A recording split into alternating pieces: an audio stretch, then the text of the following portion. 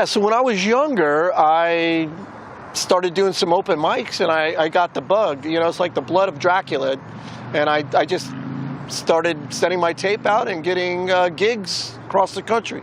Slept in my car, drove around, had the best time in the world. Yeah, so I'm based out of Tucson, Arizona. I'm doing comedy on the road. I realized the young writers were filming in Tucson, or around the Tucson area, and I dropped a headshot, and I got cast as this rancher, a reoccurring role. Very last episode of the first season, I was shot and killed by David Soul of Starsky and Hutch, but great experience. Sat with Josh Brolin, Cynthia Nixon, and a bunch of other stars. Young Writers ended, and I realized, hey, I've got to be in Los Angeles for this film thing, and in the meantime, I got to be able to pay my rent. So I applied to a program called Teach for America, and I was accepted. And part of the deal was they place you in a urban school, an inner city school, and I ended up in Compton, California, teaching 5th grade. Wasn't always easy teaching in Compton. It's a tough environment. I have some stories, but it was great. The kids are super. I mean, kids are kids, and but I miss my comedy. I miss the road.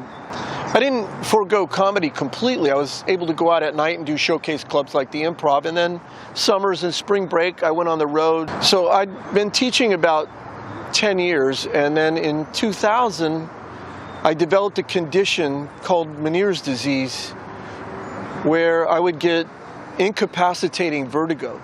One of the conditions of Meniere's disease, it attacks the inner ear, and I started to lose my hearing, which was a challenge not only in the classroom but on stage.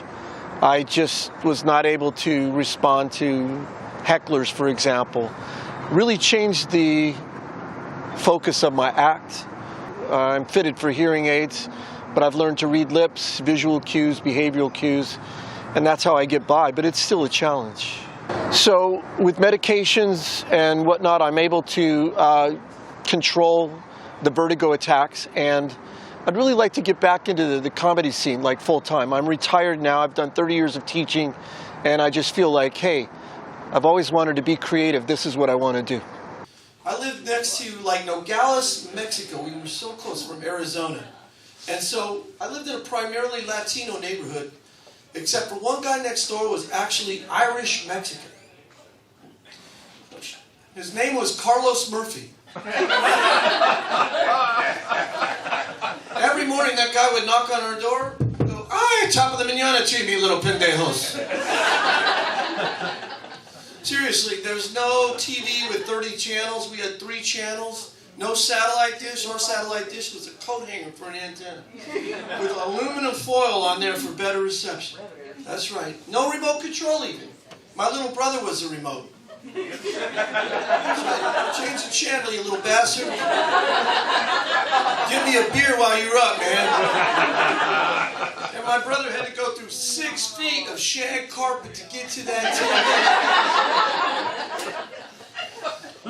We were poor. The other kids in the neighborhood, they had a piñata for a birthday. No, we were too poor. We had to kick my uncle in the nuts till he gave us candy.